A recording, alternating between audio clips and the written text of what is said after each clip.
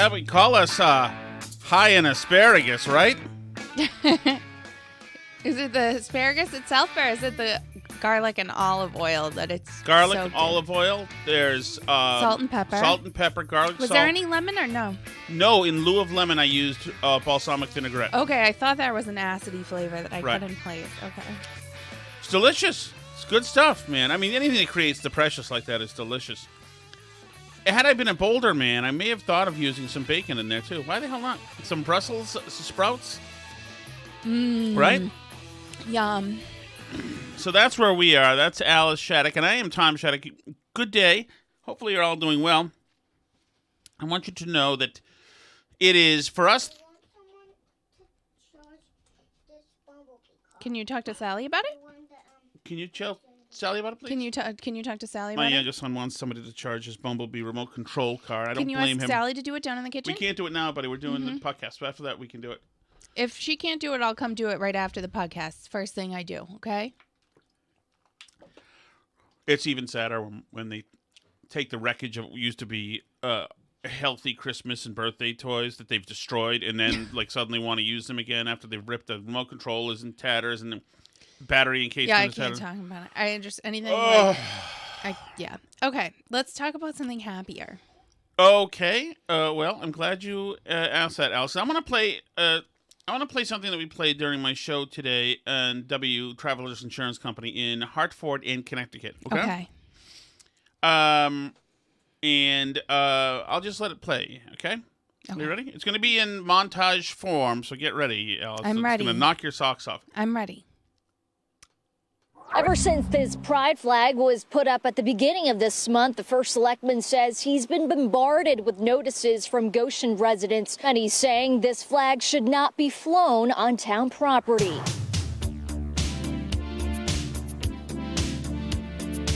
As part of Pride Month, this flag has been flying in Simon Scoville Park. Goshen's Board of Selectmen wants to show inclusivity. We don't care what race, color, religion, sexual orientation, marital status. We represent everybody. But since then, not everyone in town agrees with it. First Selectman Todd Carasillo says he has not been able to get anything done, dealing with complaints from residents wondering why it is being flown and why it is on town property. Carasillo has received lengthy letters, residents explaining their opposition, saying statements such as, The flag that should be only here would be the United States flag, state flags, or the town flag. To address the controversy, the Board of Selectmen made a decision at Tuesday night's meeting. The board members voted to put a moratorium on all flags of any organization for 1 year.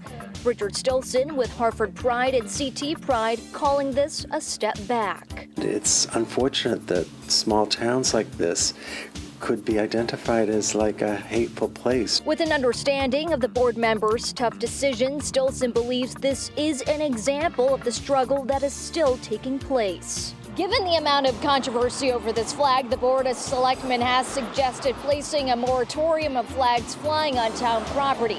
In the meantime, this flag will be flown here until June 30th. All right. So a couple of things get to me. A couple of layers, apart from the flag idea itself. I like that they're starting the moratorium after Pride Month. All right. They get to finish Pride Month and then there's a moratorium. Right. And so the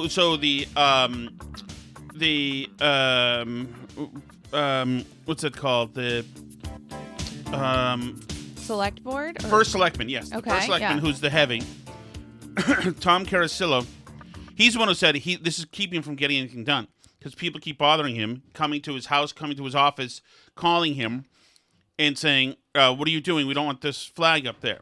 We can't have this. Right. And so...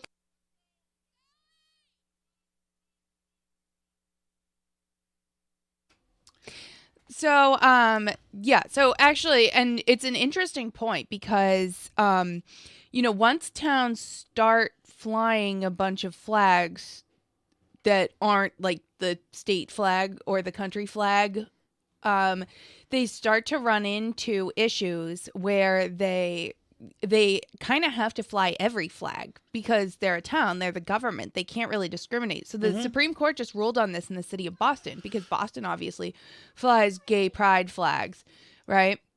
And this group, the people who did like the straight pride parade, I think it's that same group. And some of the people involved with that are pretty shady characters. I'm not endorsing them by any means, but they did the straight pride parade and they wanted to fly some like Christian straight flag thing in Boston, and the city said no.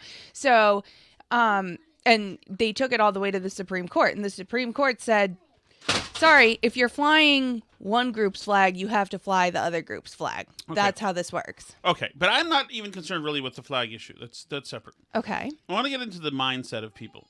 So Tom Carasilla, what was he? First selectman said, please take care of him so he doesn't bother us anymore. I don't know how to charge his car. Okay. Well, figure out something else to plug it in do. somewhere, Offer or- to show him a TV show while we Yes. do the thing. I mean, like, Anything you it know takes. how Anything it to takes. keep him distracted, please.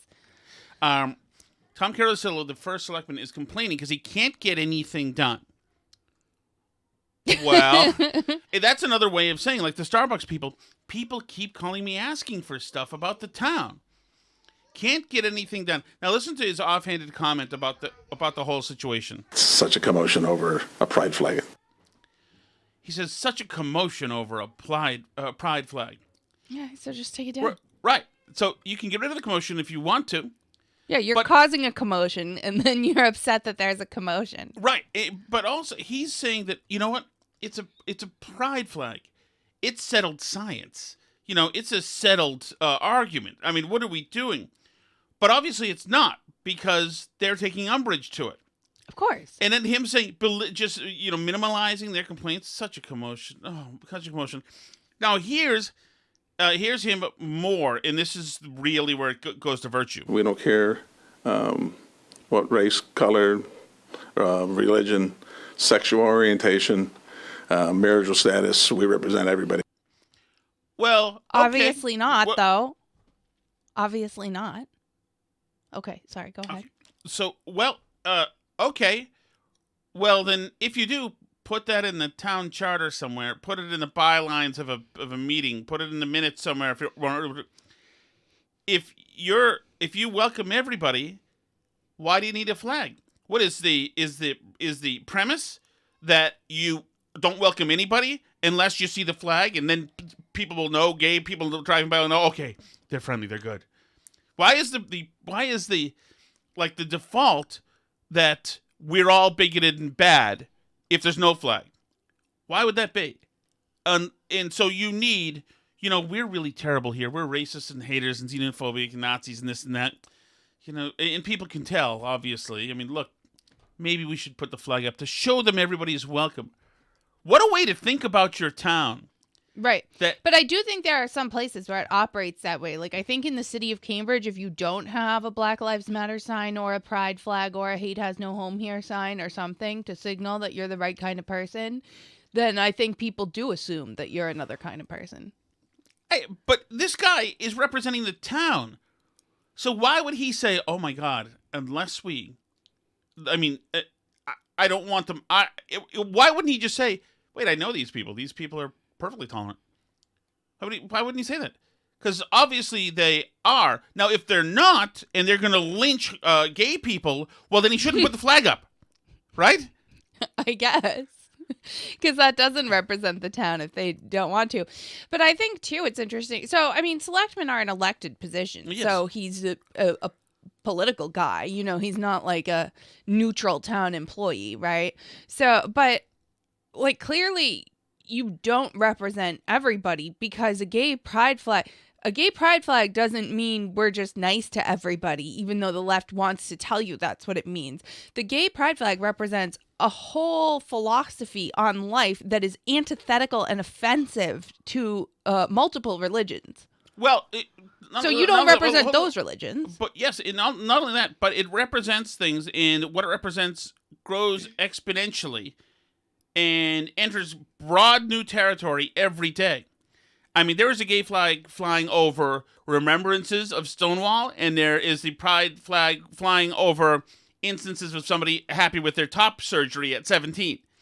It is expansive what the umbrella of the pride flag, what it means now. So for him to presume to say, you know what, I know that I am, and everybody in this town is all for green lighting everything that falls under the umbrella of pride now, which includes LGBTQ plus IA and many more things, including food delivery services that endorse anal sex and everything else. Yes, including having guys with erections read to kids and all this other stuff, the teen surgery stuff and all this. You're saying that, oh yes, we're all in on all of the things. F you, dude. People calling, people stopping by, walking in my office, Texas, people knocking at my door at my personal residence. Wow. Maybe for a second, Todd Carusillo, maybe assume for a second, maybe the people have concerns. You're paid to assume that the people have concerns. Now, when those concerns don't align directly with your worldview, doesn't mean that you brush them off, because that would just make you an authoritarian or a dictator. You're a servant, so pretend to give a That's why you have the job, because you're pretending to give a crap. The person is complaining about the weed whacker in the leaf blower in the morning. Pretend to give a crap. Well, yeah, and, I think a little bit of this has something in common with what we saw at school boards over the last couple of years, where people who went out and campaigned and got themselves elected to a school board intentionally to run the school system through the school board are upset that people are showing up upset with them. And don't feel it's right and feel it's offensive and rude and even dangerous and needs to be reported to Merrick Garland as possible terrorist activity because people came to their elected officials who are accountable to them and voiced displeasure with something. And you know what? Like, if you don't want that, then maybe elected office is not for you. Absolutely. Totally agree. So then it brings us to the Hartford Pride guy who's asked to weigh in on this. Richard Stilson, who's doing this forever. Now, listen to this guy. If this ain't Lucky Luciano, I don't know who it is. It's unfortunate that small towns like this could be identified as like a hateful place. I would hate to have to identify you as a hateful place. A hateful place. Because if you do anything but put our ever-changing flag up, you're a hateful place. Regardless of who's there and all the wonderful, noble things the townspeople have done, regardless of anything, I would hate to think that you'd fall under the hateful place. It's hateful not to have a flag. The flag isn't, not having the flag isn't just neutral. It's hateful. Oh my God, talk about a tyrant. What a tyrant. Yeah, I mean, I would think that there might be some people that are complaining to the town, not because they don't like gay people, but because they don't think that it's right for the town to be endorsing it, especially when it potentially opens you up to the liability of something like Boston, where next the Confederate flag people come to you. I mean, some of the military groups had to stop flying pride flags because people wanted to fly Confederate flags, and they decided no flags except the U.S. flag and our branch of the armed forces flag.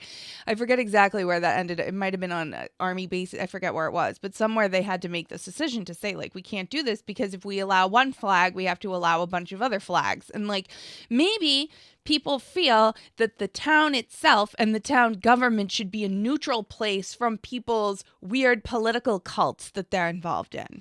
I completely agree. And maybe we should recognize that a movement hits a turning point where it goes from being the underdog, being the oppressed, to garnering enough power that it becomes the oppressor. And the way this guy is talking is dirty and pernicious. I think it speaks to their homophobia, biphobia, and transphobia, that there's some deep-seated fears within that we're going to try to change and recruit folk. They just don't want the flag.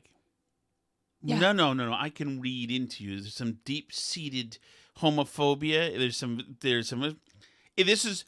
And what do you mean they're afraid we're going to try and change and recruit people? Like, yeah, isn't that what you're doing right now, flying the flag and demanding that other people fly the flag? Right.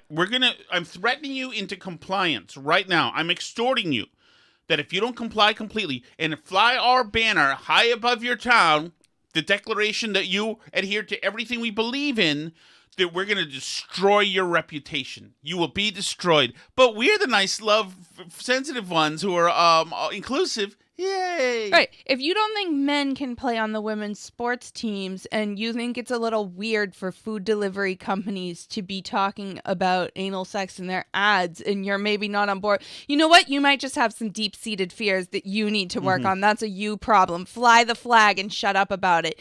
Bake the cake, people. Like, that's where they are. I mean, they are Totally. the bullies at this point and have been for a while, the bullies. But I think this year it's more apparent than ever with, like, how just blatant everybody is with this stuff. It's like out of control.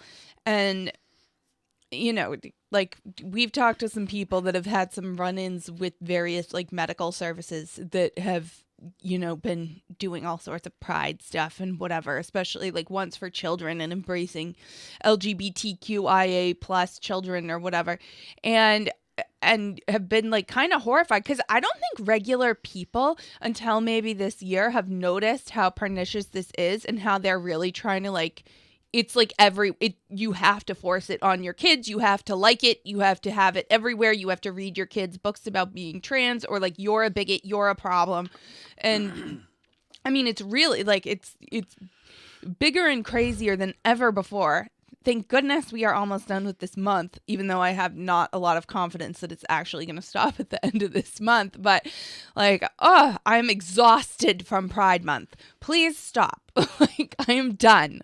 Enough rainbows. But you know, this was tipped off back when Bruce Jenner became Caitlyn Jenner, and he was in magazines and this and that, and the left was very upset that most people had no problem. I mean, there were signs 15 years ago that Bruce Jenner was changing, right? Oh yeah. But he was like getting surgeries on his face and right. stuff. And yeah. so the consensus was like, whatever, that's fine. And the left said, I remember the columnist writing, it's not just okay to be fine with it. You have to celebrate it. Say it. In other words, Black Lives Matter.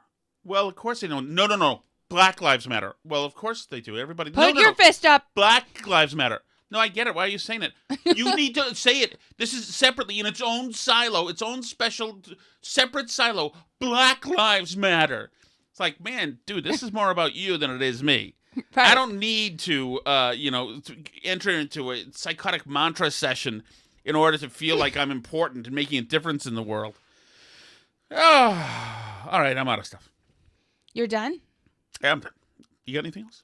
Yeah. I don't want to quit. I'm just saying that I think I'm out of primary ammunition. Okay, well, I'm not out of primary ammunition. I'm going to bottom now. What? I got that from a food delivery ad. It can't be bad to say. Okay. Okay? Okay, so the New Yorker did this big piece this week about Ron DeSantis, which is, I think it's supposed to be a hit piece, technically, but to me, I read it as an endorsement because I think he's great, but I don't know, it's interesting, and I think part of what's interesting about it is sort of the competition. A lot of the buzz on Twitter over the last couple of days was like about him versus Trump and who it's going to be in 2020, because I think Ron DeSantis, and one of the things this piece addresses is that Ron DeSantis and Donald Trump, and I think the piece gets this right too, is I don't think they're huge fans of each other, even though like they on the surface they are, but I think they see themselves as see each other as rivals. Oh, also. Definitely. So I think they're both being a little cautious and a little coy about their 2020 plan, or 2024 plans rather. I certainly think at this point, I think they probably will both run. I wish Trump wouldn't, but I think he's going to. But I don't think Ron DeSantis is going to back down from this. A few of the articles I've read about him preparing for 2020, and he's obviously 2024. Geez, why do I keep saying that? And he's obviously being very tight-lipped about this because he's in the middle of a governor's race. But supposedly he's talking to his wife and he's talking to insiders and people and essentially saying like, this is it. this is my time. I'm not going to be the person who waits too long until when I'm past my moment and nobody cares about me anymore, like Bobby Jindal or whoever, like who had a moment and then like they didn't run that year or dropped out early that year. And you know, he wants to ride the wave when it's there, right? And I think he feels, and his wife really wants him to run, supposedly, say the whispers, that he really, you know, is going to get in 2024, that he feels it's his time, that everybody's out there saying it's his time, and he's going to get in and do it. And I think most people who are like Republican pundit-y type people, like Ben Shapiro and Matt Walsh, were all on Twitter saying it needs to be DeSantis, not Trump. You know, they need to be able to hit Biden on age. You don't want somebody with as high negatives as Trump compared to Biden. Like, Biden has such high negatives. It's like a free gift if you run somebody that people don't hate. But a lot of people hate Trump, right? Like, I mean, and all that politically makes sense, but I still think Trump is too sensitive and doesn't want to be replaced, especially if he feels like people are saying this stuff about him, like it's time for him to go away and go out to pasture. I don't think he likes being talked about like that. So I think if he feels that that's what it is, I think he will get in. So I don't know, but the premise of this New Yorker piece was really that DeSantis is really stubborn, really sensitive, kind of dismissive of people, doesn't like talking to people. They say that he is too like thin-skinned, and if he doesn't think somebody can help him politically, he doesn't have time for them, that he, you know, he's not comfortable like making small talk and kissing babies and all the political stuff, which they think is you know, hurts him in a presidential primary. But I don't know that Trump is great at that stuff. Like, I don't know that Trump likes talking to county GOP chairs in diners or whatever. Hell no. So I don't know. But it's interesting because they definitely, they went back to his college, obviously, and talked to a bunch of people about him, people who are on his baseball team, to find people who didn't like him or who had negative things to say about him. Obviously, they talked to his dad. They like went to his parents' house, who still live in the same house he grew up in, by the way, you know, and they go around and try and find all these people. Let me see if I can find the baseball team people. At Yale, DeSantis majored in history and played on the baseball team in the outfield. In the Yale tradition, the team never had a winning season while DeSantis was there. In his senior year, he was among the best hitters, batting .336, and he was elected captain. His former teammates' recollections are sharply divided, but nearly, I'm going to guess that it has to do with their political affiliation now, is what their recollections are divided on. But nearly everyone I spoke to remembered him as singularly focused, with little time for parties or goofing off. He worked several jobs to help pay for his tuition. See, again, is this an endorsement of him? I know. Ron was a bit of a loner, not a social butterfly, Dave Fortenbaugh, a former teammate, told me. He spent a lot of hours in the library. Some recalled that DeSantis was so intensely focused that he wasn't much of a teammate. Ron is the most selfish person I have ever interacted with, another teammate told me. That one couldn't use his name. You couldn't use your name when you're calling him the most selfish person you've ever interacted with. Oh, my God. Yet he drove us, most of us, across the plate, you know, a couple times during every game.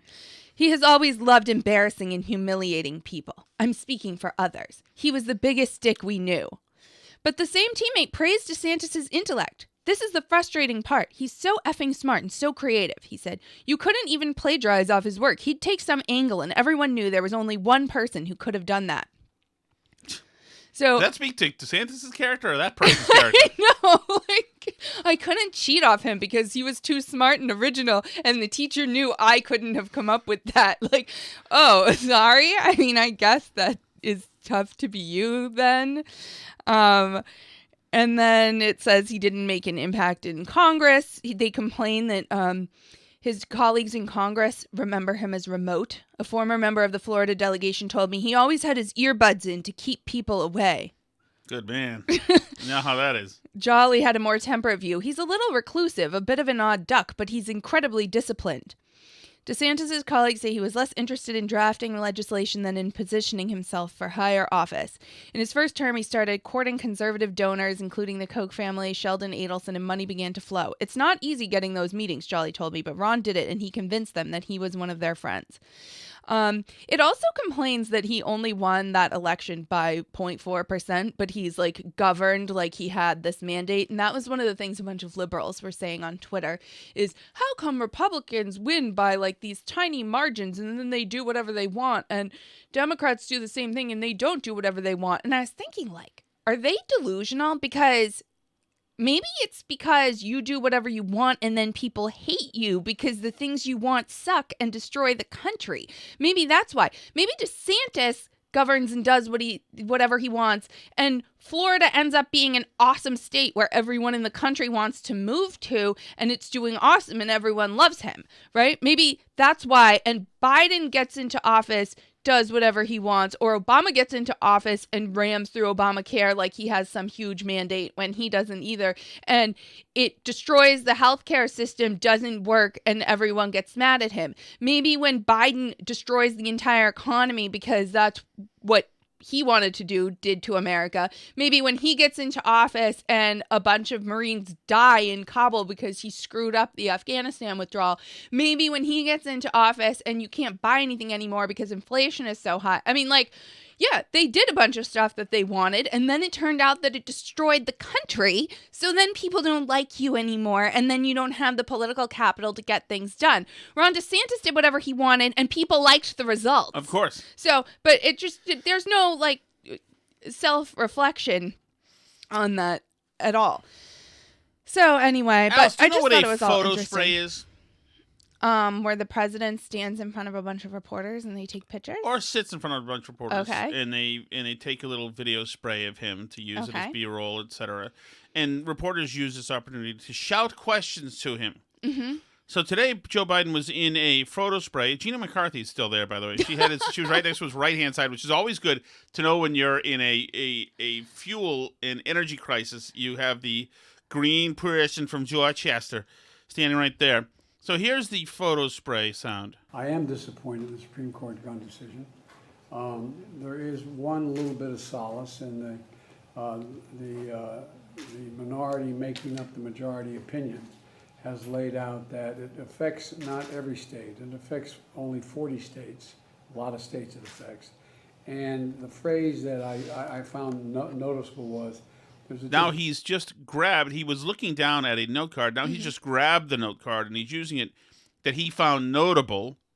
So I assume it's a contemporaneous notes. It's what Ron Klain found notable. Is it contemporaneous or extemporaneous? Extemporaneous means that you're doing it off a cuff, like Okay, ad-libbing. Contemporaneous means it's happening at the same time. So a contemporaneous note would be a note you took at the time. Okay, so this is extemporaneous Okay. notes that he's reading. these states that say may and they say shall. If you have to say you shall give, you shall do A, B, C, they're the ones that are. I was holding the card up there. I'm sure that the press officer is doing jumping jacks, waving and saying, "Oh my, hide the card, hide the card." Most say may. I mean, may. You can now see his extemporaneous notes are carefully typed out, some bold and in larger font. Reversed, may and shall. And so there are, the gun laws in 40 of these states are still in place based on the decision. Not good enough, but it's. I think it's a bad decision. I think it's not reasoned accurately, but I'm disappointed. Okay, Alice. Now I'll defer to you now. The press got a clear enough shot of the notes, yes, which include things like, you enter the Roosevelt room and say hello to participants. You take your seat. Press enters. You give brief comments. And then what happens? You ask something? You give brief comments, 2 minutes. Press departs, 1 minute. You ask Liz Schuler, president of AFL-CIO, a question. Note, Liz is joining virtually. Then it says, you thank participants. Then it says, you depart. If Trump had ever shown a card like that with directions like you would give a slightly slow child to like walk in the room, sit down, say hello. I mean, if Trump had had that, the press would have had a field day, and Congress probably would have impeached him and demanded that they use the 25th Amendment like right then. Oh, yeah, no, there's no definitely, and this would also be the opener for every Saturday Night Live for the next 2 years. Yeah, of course. You depart. Because this Imagine is that. hysterical. But it also goes to show you that they've had to do this because he's before left the podium, walked at a 45-degree angle into like where the plants are. He's gone over to, where the like the catered food truck is, like when he was in Europe last year. Remember, he just walked. I know, and people were like, "What?" With no Secret Service by him, he's like green wandering wilderness, through he's just, like, wandering through. cafes. Like, So this ain't great. As a matter of fact, this I wouldn't be surprised if this was used to as a way for the intelligentsia on the left to say that it's time to say goodnight. Time to say goodnight. Exactly. Yeah, I would think so. I mean, like, how much longer can they keep up with this farce? The press is starting to have to report on this stuff now. Like, when he's falling off his bicycle and reading in a note card the directions to walk into the room and sit down and all this stuff. Like, they're having to sort of notice these things. The guy is old. He's really old. He's not just old, but he's old. He's not a young old. You know, like Fauci is older than Biden, but Fauci's all there. Fauci's cogent. Right. And this is, I mean... Biden's also had a brain situation, but the fact that they have to tell him, you sit down, you enter the room, somebody's joining virtual so he doesn't look around too much, but telling him, you depart, so he gets up, you depart, and the fact that devastating print, he didn't have the mind to cover it up. Yeah, conceal. Because he's looking at the card. Yeah. Like, he can't. He can't conceal. He's using it. It's actually, I feel kind of bad for him. It's uncomfortable. It's an uncomfortable situation. It's not like, it's painful to watch because people are putting him out there and, you know, and telling him he can do this. This is like the situation where you have to take away the elderly mom or dad's car keys because you know that they can't drive anymore and they're upset because they think they still can drive. And like, it's uncomfortable and painful and horrible for everybody to have the realization. But like, there has to be, somebody has to realistically step up here and say this can't go on like this. So what happens? I mean, they'll have to 25th Amendment him. They can't 25th Amendment him. You mean toss him forcibly so that the VP Well, is he's president? not going to leave. That's what I'm saying. Somebody needs to take the keys. They can compel him to leave. They can, like, pressure him to say, like, he's had a diagnosis and he needs to retire and spend more time with his family and focus on his health or something. I think they can offer Jill a gig. I think there are ways to pay people off to go away. But I think he's been waiting his whole life You know what to they be could do, president. You know what I they think do? he's like hanging on to that Yeah, with but his life force right now. Like, I But think that guy is gone. The guy who really wanted to be president is gone. I mean, I think that's like the little is that the grain same of ant, something. or are ants just coming out of the camera now in all extreme depth? I can't tell if there's one ant floating around, running all around So the how room. about or this? if it's How about this multiple. scenario? We need to get tarot ant baits. How about this scenario? Mm-hmm. You explain to the president, Merrick Garland sits with the president along with Nancy Pelosi, maybe Schumer, a couple of big name power brokers in the Democratic Party, Yeah. and say that they could find a way that probably Hunter is going to jail in federal prison for a long time. And they could look into finding a way to making sure that maybe Hunter could get a really light sentence and be able to spend the rest of Biden's days with Joe. If Joe plays ball. That's the way to do it. I don't know. I mean, it's possible. I think he really likes being president. I mean, supposedly, according to like all the insiders talking, people in the White House are like in a panic because he refuses to admit that he can't run again next time. Yeah, I mean, he is definitely, of all the not that he ever had any fastballs, but of all the tools he lost, obstinance is not one of them. He is a stubborn as hell. Of course, it's driving the country into the ground, but he is stubborn as hell. Oh, yeah. Look at the Afghanistan thing. Somebody less stubborn would have backed off from that. He's got Gina McCarthy sitting next to him now. It's like, it's just so fascinating, like how we screwed these oil companies and the audacity that he has. I mean, he is the capital investors in these oil companies were threatened that they have to use ESG scores, the equity, whatever, social governance scores, that's what they need to do from now on.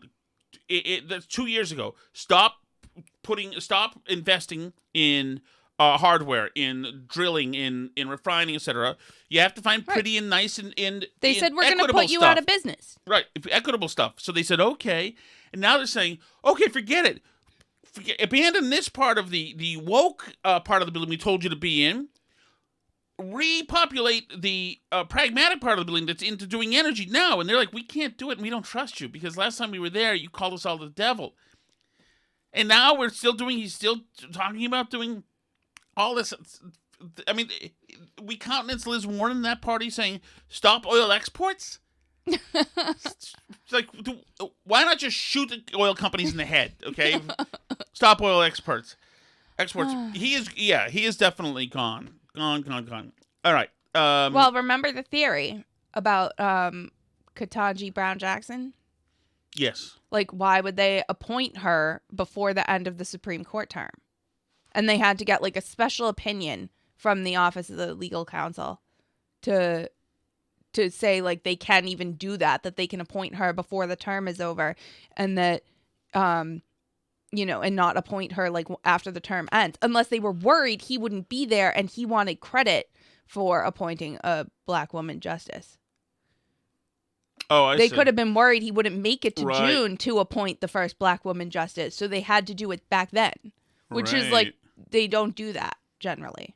Because Breyer's not done with his. I just don't think, Alice, that this administration is capable of cool secrets. I don't think they are. I mean, I don't think that's that big a secret. Like, I think that it's obvious to everybody that he shouldn't even be there now. I think about this all the time, like the delusional people that I know that like voted for Biden and have to defend him now and like pretend like everything's fine and normal and the country's going great and it's such a relief now that Trump's gone, everything's going so well. Like, how do you keep up the facade internally? I'm curious. His numbers are in the 30s, Alice. His approval numbers. Yeah. Which is record low. The official ones. That's what the lefty pollsters are all reporting. So that's job approval. All the things he's done so far have been terrible. Kamala's are in the low 20s. I know, hers are worse. She actually hasn't done anything. She's had zero responsibility. She was supposed to fix the border or whatever, but she's got zero responsibility. All she has to do is get in and out of Air Force Two. That's it. Or speak to like some kid astronaut actors. That's it. People hate her. This is really... Well, you know why that is. Oh, right. Oh, of course. Well, we're all racist and that's right. Let me play this, actually. Let me play this. This is Michelle Singletary, who, when I worked for newspapers as the editorial page editor, I would look for editorials op-eds to grab, and I would come by hers in the WAPO, and I usually was nauseous afterwards. But listen to her telling people to stop effing complaining. You know, I'm just going to say this, and if I get banged for it, I don't care. There is a great deal of Americans where it is uncomfortable that they're spending more, but they are not going to go under. You got to stop complaining when there's so many people who literally the inflation rate means they may only have 2 meals instead of 3. There are Americans who did extremely well in the last 2 years in the market. You still have your job. And yeah, it's costing you more for gas, but guess what? You're still going to take that holiday, that 4th of July vacation. You can still eat out. So I'm going to need you to calm down and back off, because it feeds into this fear, and then this fear feeds into people making decisions that creates the very thing that they're fearful of. Biden 2024. Stop complaining, calm down, and back off. Can you imagine that? Stop complaining. Oh, I thought we were having a thing here. No, that's over. No, just stop complaining. Okay? You're ruining everything. No, they're going to run on stop complaining and back off. Say gay a lot. Right. Abortion is awesome. And I mean, like, what's the selling point here? Like, I don't get it. What does the Democratic Party offer right now? Historic firsts, I think. I mean, which you're like, forgetting, yes, an administration that reflects all the people in the country. Thank goodness. You know what it is? It's not actually, a good it is a good case for equity. It is proving that there are incompetent morons of every gender, race, and color and whatever else there is in this country. It's equity for you. Well, it's also making a good case that some of these people wouldn't have got there purely on merit. What? I don't know what you're trying to say here. No, this is not this administration. We only have one chat message, so this is what I suggest we do from now on, going forward. I think I also have an email. Okay. Going forward. Sorry. Going forward, having an email. Let's put out a message to say leave your chats now. Okay. I think we should start. Well, I'll talk to you about it after. Okay. Here we go. Hey, Tom and Alice. I feel like I'm slowly becoming the pop culture movie guy. I was wondering if Tom or Alice has ever seen the movie Home for the Holidays starring Holly Hunter, and what Robert Downey Jr. is also in it. Also, let's see who else is in it. Charles Durning. Was just wondering if either of you seen it. Okay, bye. I like all those people. Unfortunately, I don't think I have. I'm sorry about that. Oh, Holly Hunter is one of my faves too. Sorry about that. I thought he was going to talk about the Vince Vaughn thing with Dolphin Zellweger. No.